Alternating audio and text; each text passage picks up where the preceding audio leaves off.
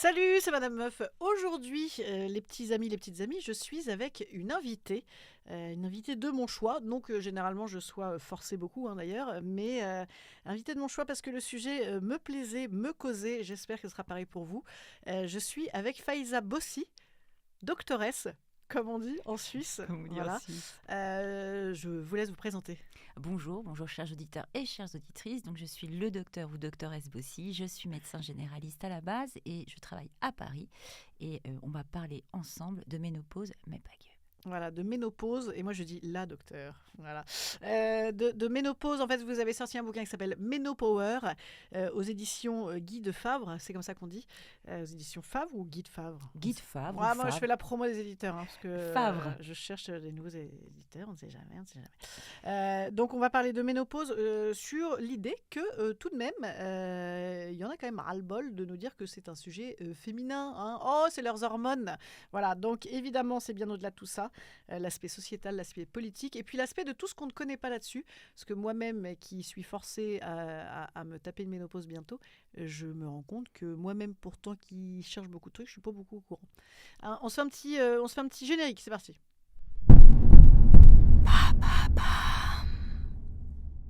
Donc la ménopause. Alors moi je pitch un peu, je vous pitch un peu, comme ça je peux avoir en plus comment dirais-je, une consultation gratuite. Voilà. Non, donc moi, je suis mise en ménopause. Et l'autre jour, par un traitement. Et puis ensuite, je vais être... voilà, ça va continuer comme ça. Mais je commençais évidemment à m'y intéresser. Moi, j'ai une 45aine d'années. J'avais déjà fait un podcast ici sur la sexualité Mhm. et la ménopause. Parce Mhm. qu'à l'époque, je ne voyais que ça, que l'aspect libidinal de Mhm. ma vie. Votre bouquin, il est ultra large, il est ultra complet sur tous les sujets, sur des conseils, sur des constats, sur des comparaisons avec les pays voisins. Mais il y a quelque chose que je vois en point commun. Moi, le jour, je sais pas, j'étais dans un taxi et puis j'ai dit à la dame, est-ce que vous pouvez mettre la clim à fond, s'il vous plaît? J'ai des bouffées de chaleur. Elle m'a dit, ah, moi aussi. J'attaque bientôt ma ménopause. Et on s'est rendu compte, comme ça, communément, dans la communauté des femmes qui parlent entre elles, qu'on n'y connaissait rien. Moi-même, le terme périménopause et préménopause, est-ce que c'est la même chose? Oui, c'est la même chose. Oui, c'est la même chose. Et donc, malgré les sujets, voilà, des sujets qui m'intéressent, j'ai une mère gynécologue, si vous voulez, je me rends compte que je résumais ça à la ménopause, c'est des bouffées de chaleur, et puis on va être grosse et puis on va être molle. Voilà. À vous. Alors, c'est vraiment bien en vrai, parce que votre livre s'appelle Ménopower, c'est donc que c'est super. Non, moi, je trouve que votre introduction, elle reflète tout à fait ce que de nombreuses femmes me disent. Et c'est aussi un peu l'idée que j'en avais, alors que pourtant je suis médecin, donc a priori ça chante. C'est assez triste, j'ai envie de dire, de se rendre compte qu'aujourd'hui, au XXIe siècle, on est dans un monde de communication, où l'information devrait circuler, qu'il y a une méconnaissance sur le sujet. Alors c'est polyfactoriel, cette méconnaissance, mais c'est surtout, je pense, un sujet qui est invisible, un peu tabou, voire même tabou au sens littéral, et ça c'est dommageable. C'est dommageable pour plusieurs points, parce que d'un point de vue sanitaire, mais on ne peut pas cantonner la ménopause qu'à la santé, à mon sens, ça peut avoir des effets secondaires sur la pérennisation d'une vie en bonne santé, c'est le premier point. Et puis aussi dans un monde du travail où les femmes sont quand même très actives, particulièrement en Occident, et si vous demandez aujourd'hui à une femme si pour elle, elle rentrera à la maison ou elle veut continuer à travailler, elle vous dira, et quel que soit le pays, qu'elle veut continuer à travailler. Donc comment on fait quand on a des symptômes ou quand on rentre dans l'âge pour pouvoir être bien dans son travail, parce que c'est quand même un levier social extrêmement important pour l'émancipation de la femme. Donc c'est autant de sujets, si vous voulez, qui me paraissent moi importants de pouvoir mettre en exergue dans cette société où les femmes, encore une fois, je le répète, ont leur rôle à jouer au même titre qu'un homme. Et pour vous, donc la méconnaissance Polyfactoriel, polyfactorielle, ouais. euh, est-ce que vous avez l'impression qu'on fait quelque chose pour que ça change? Alors, j'ai envie de dire oui et non. C'est vrai que ces 10 dernières années, on a quand même un sursaut, un éveil qui vient d'ailleurs par les médias, c'est assez étrange, qui est que vous avez des femmes puissantes, notamment au niveau de la représentation des actrices par exemple, qui prennent un peu le devant de la scène pour s'exprimer sur cette notion de ménopause et ce côté un peu tabou. Il faut quand même dire que vous avez des actrices absolument sublimes qui vieillissent comme tout le monde, phénomène naturel, et qui se retrouvent écartées. Est-ce que c'est simplement l'âge? Est-ce que c'est aussi l'entrée dans la ménopause? Parce que la ménopause, elle a une image de déclin, de fin. C'est quand même assez dramatique, alors qu'en fait, c'est juste une transition naturelle. Donc, il y a le fait que les médias s'en accaparent, et puis sur le plan scientifique, il y a de très belles avancées, de très belles recherches qui font qu'aujourd'hui, les scientifiques s'accaparent véritablement de ce modèle féminin, mais pas que, pour mettre en place des solutions, des traitements. Sur le plan anthropologique, on parle de la place de la femme ménopausée dans la société et dans le monde professionnel. Donc il y a quand même un réveil, mais je dirais que c'est un réveil un peu timide. Va nous manquer le levier fort qui, à mon sens, va nous aider, nous, en tant que femmes, à être bien dans cette société. C'est le sursaut politique. Là encore, des actions très, très faibles. Ouais. Là encore, des actions très très faibles. Est-ce dû au fait que notre personnel politique s'en bat les steaks avec des cuillères à peau, étant donné que notre personnel politique est tout de même encore masculin et vieillissant, même s'il y a un petit peu de mieux? Alors, on peut dire ça, il y a un modèle un peu patriarcal, et puis aussi le fait, si vous voulez, de se dire que une femme qui est ménopausée, qu'est-ce que vous voulez, elle est ménopausée, on passe à un autre sujet. Ouais. Donc, on est quand même dans un milieu assez masculin sur le plan professionnel et de la représentation. Mais si je vous donnais une petite anecdote, est-ce que vous savez quand est-ce qu'on a eu le premier congé maternité complètement indemnisé en France? Les années de ça? Ouais. Je sais pas, dans les années 80, hein. Ouais, années 80, c'est il n'y a pas très longtemps Ouais. finalement. Donc vous voyez qu'on a quand même une évolution sur le plan sociétal. On commence en 1909 où en effet les femmes qui sont enceintes peuvent s'absenter, mais attention, pas très longtemps et non indemnisées. Et en 80, toutes les femmes salariées peuvent bénéficier de ce congé maternité un peu plus long et indemnisé. Donc vous voyez qu'il y a du chemin, mais il y a toujours du chemin dans les revendications féminines. En fait, il y a du chemin dans les... Moi, justement, pour le coup, cette appellation revendication féminine, elle me fait un tout petit peu tiquer parce que pour moi, ce n'est pas des sujets féminins. En fait, la maternité n'est pas un sujet féminin. L'endométriose même ne devrait pas être un sujet féminin. La ménopause ne devrait pas être un sujet féminin. La constitutionnalisation de l'IVG l'année dernière... C'était pas réellement une constitutionnalisation, c'était une liberté d'eux. Bon, bref, non pas non plus. Mais ne devrait pas être un sujet féminin. C'est un sujet de liberté, c'est un sujet de société, c'est un sujet qui concerne tout le monde. Quand on fait un mioche, je suis désolée, mais enfin, a priori, il y a quand même un mec qui allait mettre son sperme sans faire gaffe dedans. Hein, donc voilà. C'est joliment expliqué, hein, vous avez vu, j'ai fait médecine aussi. Non, mais donc, en fait, justement, le problème de l'IVG dans la Constitution, par exemple, je me souviens absolument très bien, parce que c'était mon ancien métier, j'étais collaboratrice d'élus au Sénat. Je me souviens très bien donc, de tous ces sénateurs qui s'en foutaient comme de l'an 40, et c'est leurs femmes, on avait vu ça dans la presse, hein, c'est leurs femmes ou leurs filles qui leur ont dit « Enfin, allez Jean-Pierre, intéresse-toi donc, il faut voter ce truc-là, hein, pense à ta fille !» Et donc c'est parce que maman Bobonne a été allée dire de regarder qu'ils ont voté le sujet pour faire plaisir aux femmes. Et donc ça, c'est toujours un problème. C'est pour ça qu'il n'y a pas d'investissement politique. Et c'est pour ça que des femmes en politique, c'est peut-être pas nécessairement suffisant. Il faut des féministes en politique, des nanas qui disent, bon les amis, il faut élargir ce sujet. Je suis d'accord sur le fait qu'on ne devrait pas parler de revendication féminine au sens littéral. Moi, je ne suis pas là pour proposer ou trouver des... Enfin, pour dire qui a tort ou qui a raison. Moi, je veux une porte d'entrée. Ouais. Donc, peu importe la porte d'entrée. Ouais. C'est comme dans le monde du travail, parler des RPS, du burn-out, personne ne veut en entendre parler. Peu m'importe, je suis prête à mettre le pied dans la porte, enfoncer des portes pour pouvoir faire en sorte de sensibilité sur le sujet. Donc moi, à la limite, par qui ça passe, j'ai envie de vous dire, je m'en fiche un peu, vous voyez. Mais justement, alors, dans cette actualité parlementaire de cette année, on a eu la remise d'un rapport parlementaire sur la question de la ménopause au travail. Qu'est-ce que vous en pensez ?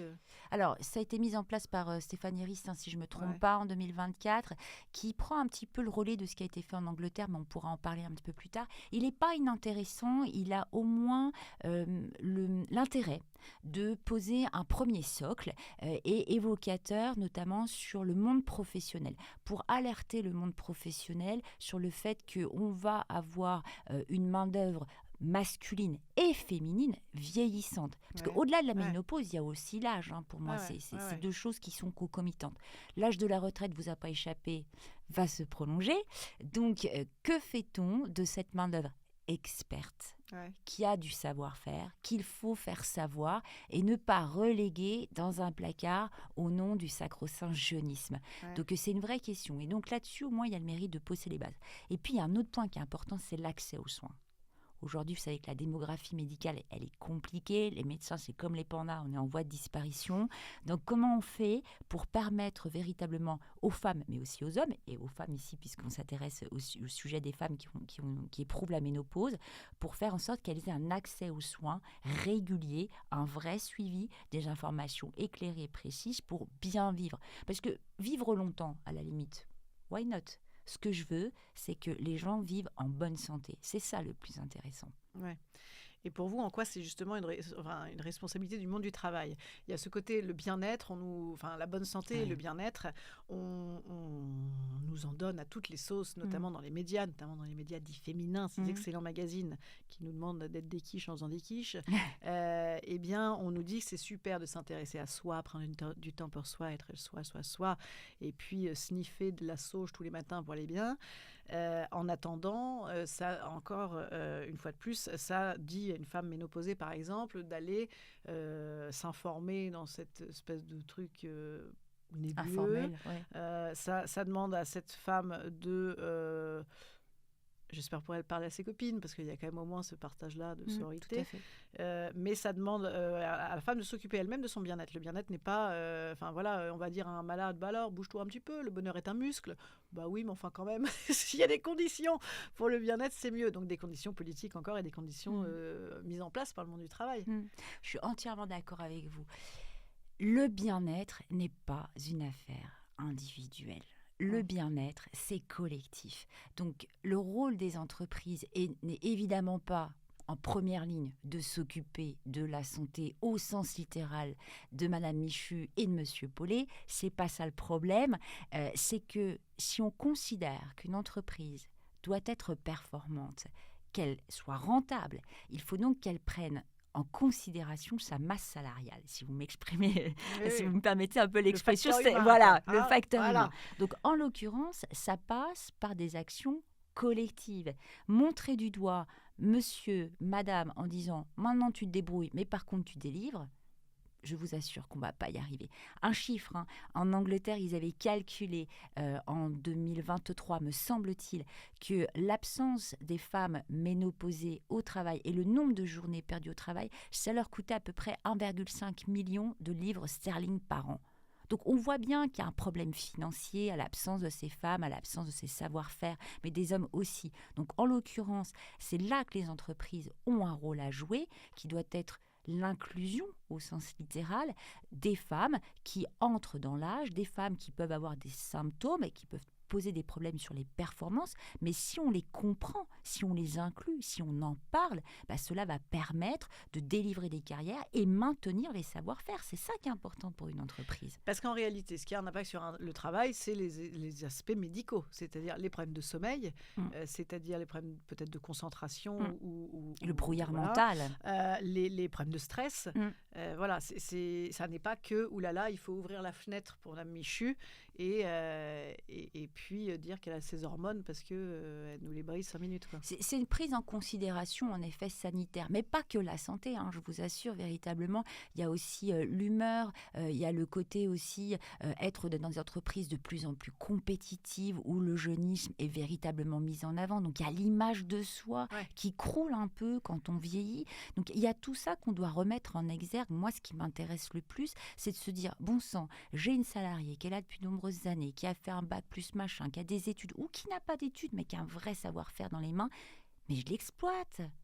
En plus, c'est une période où les femmes à ce moment-là sont un peu délivrées du rôle de maman ou de bobonne, comme vous disiez tout à l'heure, qui n'est pas très élégant mais qui a le mérite d'exister et qui est dit. Voilà, les enfants sont grands, elles ont du temps en plus. Donc si on prend ça en considération, mais c'est le genre d'employé que vous allez avoir à vos côtés. à mon sens.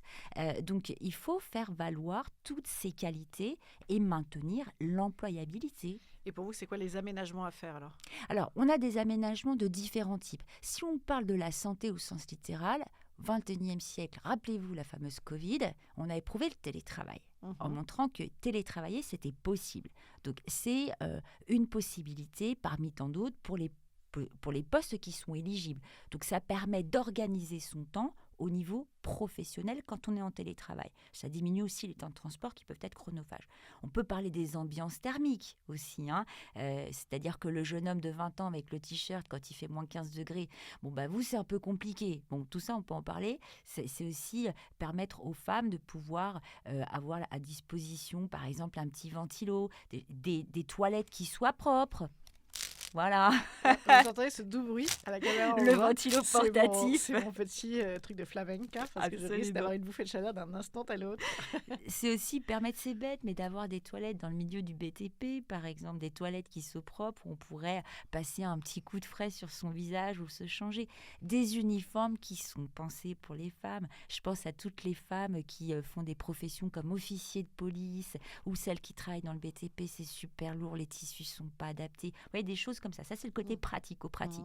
Et sur le plan organisationnel, c'est repenser un petit peu la place de ces employés dans les organisations professionnelles. Quel que soit le niveau d'ailleurs, parce qu'il ne faut pas croire que quand vous avez des femmes qui sont performantes à des niveaux qui sont très élevés, il y a une période de stress, elles sont fatiguées et elles vont masquer tout ça. Les 70% des femmes qui sont dans le milieu professionnel ne l'expriment surtout pas par peur de ne pas pouvoir évoluer sur le plan carrière. Donc il y a un risque aussi sur la santé mentale. Absolument. Et sur l'image de soi, vous le disiez, et donc la santé mentale. Absolument, sur la santé, la charge mentale, cette fameuse charge mentale qui ne fait qu'augmenter, ce qui fait que vous avez les catégories socio-professionnelles qui sont les plus vulnérables, qui se mettent à 50%. Vous regardez les statistiques, ce sont des femmes qui sont en mi-temps, donc précarité sociale, voire qui quittent leur job. C'est impensable. À nouveau, une brisure de carrière pour les femmes. Exactement. Après la maternité, la ménopause, qui sont toujours liées à nos cycles hormonaux. C'est vrai, on peut. Oui, non, mais c'est vrai. Vous avez raison, qui sont toujours liés à nos cycles. Ouais. Et donc, on est quand même pas très loin, toujours et encore en 2025, de ces espèces de blagues de Michel Leb des années 80 sur ses règles. On n'en est pas loin, quoi. C'est là, c'est à la petite règle. Alors, c'est plutôt là, chaud, c'est les bouffées. Ouais, c'est les bouffées. Mais c'est réducteur. Évidemment. C'est réducteur. Ce genre de caricature, on l'a aussi dans le couple. Alors dans le couple hétérosexuel, je ne sais pas comment ça se passe dans les couples homosexuels, les couples de femmes. Est-ce que c'est, je pense que la prise un petit peu différente est un petit peu différente parce que quel que soit l'âge de la personne et de sa conjointe, il y a peut-être une différence, peut-être un peu plus jeune ou un peu plus âgée, mais en tout cas, c'est quelque chose qu'elles connaissent. À quel niveau de connaissance, je ne sais pas, mais en tout cas, c'est quelque chose qu'elles connaissent. Il faut quand même savoir que vous avez à peu près 50% des femmes qui, quand elles sont ménopausées, n'en parlent pas à leur époux. C'est vrai, ça ? Ouais. Okay. Elles en parlent à leurs professionnels de santé ou à leurs amis. Parce que moi, j'avais vu dans le bouquin, 45% des hommes donc dans un couple hétéro ne savent pas comment réagir. Ouais. Comme devant quelques autres sujets, mais comme devant un clitoris, elle est facile. Elle est facile et caricaturale. Mais 50% des femmes n'en parlent pas. Non, n'en parlent pas. À personne ou à leur conjoint. N'en parlent pas à leur conjoint. C'est une folie, quoi. Il y a une notion... mais c'est toujours ce truc de il faut battre sa coulpe et il faut ronger son frein et il faut... Oui, alors il y a ce côté, encore une fois, l'image de soi. Je vieillis, comment mon mari va me regarder, la notion de la performance dans l'intime, ça aussi. Mais c'est valable pour les hommes, ces questions-là, attention. Et puis, il y a cette notion de, de toute façon, on va quand même attendre de bien poser le diagnostic avant d'en parler à Bernard. On n'est pas pressé. Oui, on ne va pas l'associer. Voilà, on ne va pas l'associer. Oui, et comment Parce que c'est un truc de fille. Voilà, et comment l'associer. Comment l'associer. Mais pour les garçons, les problématiques sont... C'est marrant, c'est très... L'andropause, Alors... L'andropause, j'aime pas ce terme parce qu'il est même pas posé scientifiquement, parce que pour la femme, si je reviens à la définition de la ménopause sur le plan scientifique, c'est l'arrêt des règles pendant 1 an. Voilà le diagnostic concédé aujourd'hui. Pour un homme, donc par carence en oestrogène et en progestérone, donc il n'y a plus d'hormones. Pour un homme, il a toujours des hormones. Peut-être que la testostérone, elle baisse, mais c'est toujours là. Donc, c'est difficile de faire le parallèle, de parler d'andropause pendant parallèle quasiment systématique de la ménopause. Ouais. Non. Mais il vieillit. Il vieillit. Il est Ouais. moins performant, il est aussi fatigué. Il y a aussi une atteinte par rapport à la question de la virilité, comme nous, on a des questions par rapport à la féminité. Parce que elles sont posées d'une seule et unique manière dans une sorte de norme qui devrait être celle-ci, de l'homme bandant et de la femme attendant Et avec sublime. joie et excitation Oui, immédiate. oui, et Et puis sublime, et et lisse, toujours et fraîche. fraîche Et comme la rosée voilà. du matin. Ouais, Ouais. c'est ça, exactement. Mais ça, vous trouvez que c'est quelque chose qui... Parce que moi, parfois, je me rends compte que dans mon milieu à moi, où voilà, moi je suis féministe, je suis grande gueule, je sais pas quoi, donc je me dis que ça change ça. Non, vous êtes confronté toujours à ces codes-là? Alors, oui, je dirais que là, c'est très catégorie socio-professionnelle dépendant, on ne va Ouais. pas se voiler la face. Et c'est vrai que plus vous avez un niveau intellectuel ou une éducation, plutôt qu'intellectuelle, je vous prie de m'excuser, une éducation, on va dire, ouverte, et plus ces questions sont là aussi ouvertes et abordées. Néanmoins, je constate, en tout cas dans ma patientèle et à Paris, hein, donc en grande ville, que les hommes, de façon assez subtile, sont inquiètes pour leur conjointe. Dans le sens où ils me disent, vous savez, elle est plus énervée que d'habitude. Ou je sens qu'elle dort moins bien parce qu'elle me réveille. Voilà. Ouais. Et donc, est-ce qu'il n'y aurait pas quelque chose derrière? Et qu'est-ce que je peux faire pour aider? D'accord. Ça, c'est quelque chose qui vient de plus en plus. Et je trouve ça touchant, intéressant. Et ça va dans la ligne directe de la reconnaissance de la grossesse, du papa plus présent, Oui, etc. etc. de prendre sa part plus que d'aider d'ailleurs, et Oui. d'être concerné, quoi. Exactement. Mais concrètement d'ailleurs, effectivement, qu'est-ce qu'on a à comprendre ce fonctionnement hormonal, et qu'est-ce qu'on peut mettre en place pour que pour que ça dialogue mieux et que ce soit une question de couple et une question voilà, de vie ensemble plutôt qu'une question personnelle? Je dirais que le plus important dans un couple, quel que soit l'âge et la durée de ce couple, c'est la communication. Mais une vraie communication, un dialogue instauré. Voilà, pas juste hurler en disant « mais de toute façon, tu comprends rien Oui, mais ça, ou c'est de toute pas la façon, c'est communication. pas la peine, tu vas pas pouvoir m'aider, on va pas y arriver ». Donc, c'est prendre du temps pour ce couple, le redécouvrir, parce que quand on arrive à la cinquantaine, on peut supposer légitimement que ce couple existe depuis certaines années, et puis il y a de la lassitude éprouvée.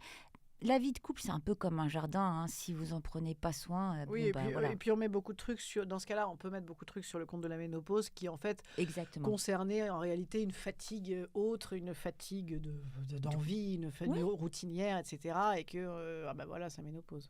Oui, mais il faut pas sous-estimer l'entrée dans cette phase où véritablement ce chamboulement hormonal, parce que c'est un chamboulement hormonal, qui est vécu de façon très différente, hein, soyons très clairs. Selon les personnes? Tout à fait, selon chaque femme est différente et chacune va vivre sa ménopause de façon différente avec des symptômes. Oui, on n'est pas obligé de cocher toutes les cases. Bien sûr, tout à fait, là-dessus c'est clair. Et puis là encore, dans l'appréhension de cette étape naturelle, le soutien est très important, hein. Si vous êtes seul et isolé, vous ne le vivez pas de la même manière qu'entouré avec des amis. Mais pour revenir au couple, il y a quand même une chute de la libido et on est un peu plus fatigué. Voilà. Donc, oui, bien sûr, il y a l'âge, oui, la durée du couple, mais il ne faut pas non plus sous-estimer ce phénomène. Et cette histoire d'avoir l'impression qu'on vous a passé un rouleau à pâtisserie géant sur le corps pendant que vous dormez, c'est normal ou pas? Il y a des douleurs articulaires. Ouais. Ça, c'est vrai qu'on n'en parle pas beaucoup. Et puis, il y a une fatigabilité du corps. Mais véritablement, c'est le sommeil, hein, la problématique. On va être clair, hein, si vous êtes en jet lag permanent, comment vous voulez récupérer? Comment vous vous sentez après un jet lag? Objectivement, moi, quand j'ai fait des urgences, que j'ai pas dormi de la nuit et que je rentre chez moi le matin et qu'il faut assumer le travail et également la vie familiale, je peux vous assurer que je suis pas tout sourire. Je suis explosée, je suis fatiguée. Oui, puis pour l'humeur, pour l'image de soi, pour l'envie, pour le désir. Exactement. Et le sommeil, est-ce qu'il y a quelque chose à faire là-dessus? Alors, le sommeil, ça se rééduque, ça se repense. Et puis, il y a aussi les traitements qui peuvent nous aider. Et je dirais la pratique de l'activité physique. Alors, je vais être très claire là-dessus. Le corps et l'esprit ne sont pas séparés. Donc, quand le corps est fatigué, fatigable, énervé, collez-lui un peu d'exercice physique pour retrouver une espèce d'apaisement, de sérénité. Je me fiche de savoir ce que vous faites comme activité physique. Je ne parle pas de sport, car pour moi, le sport, véritablement, on parle de haut niveau, hein, voilà. Je parle de la pratique de quelque chose qui vous plaît. Ludique, régulier, facile d'accès. Ça, véritablement, Ça peut être un petit festival électro, quoi. Voilà, ce que vous voulez, peu m'importe, mais y trouver du plaisir, parce que ça va redonner un peu d'allant. Et une des premières constatations qui est montrée dans toutes les études scientifiques aujourd'hui, c'est que la pratique de l'activité physique fait descendre la température corporelle. Ça calme de façon naturelle les bouffées de chaleur. Voilà, s'il n'y en avait qu'un, par exemple. Mais vraiment, faites ce que vous voulez. Oui, il y a aussi la cohérence cardiaque. Alors, la cohérence cardiaque, la méditation, tout ça sont des exercices. Moi, j'appelle ça les antidépresseurs naturels. Ça marche pas mal. Et puis, ça vous donne du temps pour soi. C'est sympa. Et comment, alors pour finir sur un aspect positif, votre livre s'appelle quand même Menopower. Ouais. Le voici, Menopower. Au début, j'ai lu de loin avec mes yeux défaillants, Menpower. Non. C'est cette histoire. Menopower, donc oui, vous voyez ça aussi, parce que quand même, si tout va bien, normalement, on vit plus longtemps qu'avant. Et donc, la phase avec règles, eh bien, elle a duré, je sais pas moi, à peu près vaguement de... la quatorzaine d'années à 50 et quelques années. Ouais. Et puis ensuite, il y a encore tout un tas d'années où c'est qu'on n'aurait pas nos règles. Et donc, pour envisager cette période-là, peut-être qu'effectivement, si on l'envisage telle, avec que des trucs horribles où ça va être affreux, j'aurai plus d'envie, je serai moche, je serai grosse, et puis je serai versatile, et puis je vais m'engueuler avec tout le monde, et puis je vais me comparer aux jeunes qui sont fraîches et merveilleuses. Effectivement, vu comme ça, mais c'est comme ça que je me le pitch aussi, hein. C'est pas ragoûtant. Comment s'imaginer ça aussi, parce que c'est peut-être pas perpétuel à vie, forever, les effets secondaires. Et puis il y a quand même quelques moyens. D'ailleurs, c'est vrai que vraiment, vous en proposez beaucoup dans votre livre. Et comment envisager ça comme une nouvelle ère ou une nouvelle révolution, ou un truc qui donne du power, c'est Menopower. Comment on peut avoir du pouvoir de ça ? La question, elle est excellente, et c'est exactement celle que je me suis posée en écrivant ce livre. Juste retenir une chose simple, la ménopause, c'est une transition naturelle. Il faut l'accepter, comme on accepte de vieillir. Vouloir courir après le temps, c'est une erreur. Penser qu'on va rajeunir, je suis désolée, c'est une erreur. Donc il faut accepter le temps qui passe, mais ce n'est pas une acceptation de subir. Moi, je ne le vois pas comme ça. Il y a plein de belles années devant nous à vivre avec notre éducation, notre vécu, notre savoir-faire. Véritablement, on a une forme de puissance incroyable qu'on ne veut pas mettre en exergue. Donc, j'invite toutes les femmes, et d'ailleurs, quel que soit leur âge, en vérité, à se mettre en avant avec leur vécu, leur expérience. On n'est pas à la fin de la vie tant qu'on n'est pas mort. Donc, la ménopause, ça ne veut pas dire que notre cerveau, il est débranché, qu'on est à côté du monde. Ça ne veut pas dire qu'on est vieille, moche et déglinguée. Non, ça veut juste dire que c'est une transition naturelle avec un chamboulement. Quand on comprend, eh bien, on arrive du coup à se libérer de cette doxa qui est mise en place, où on est vu comme étant quelque chose de déclinant. Non, véritablement, on a en nous une puissance incroyable. C'est ça qu'il faut la mettre en avant. Chacun, d'ailleurs, à sa mesure, hein. Voilà. On n'est pas Wonder Woman, même si on enchaîne, je vous assure, des journées qui sont proches de Wonder Woman.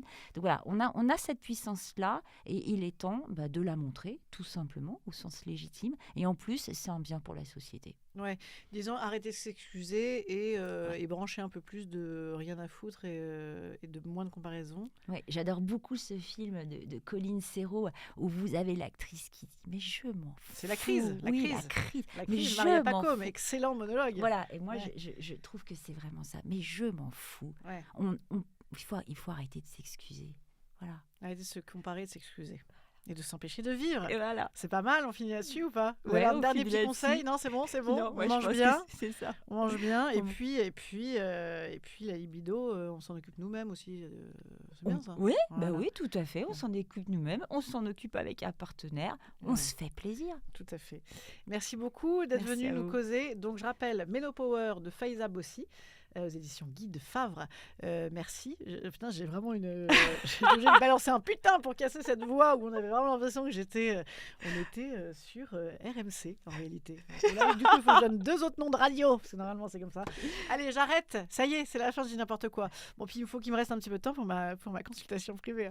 Bon, merci beaucoup Faiza. Merci. C'est chouette. Merci à vous. Merci à vous de nous avoir écoutés. Merci à vous toutes.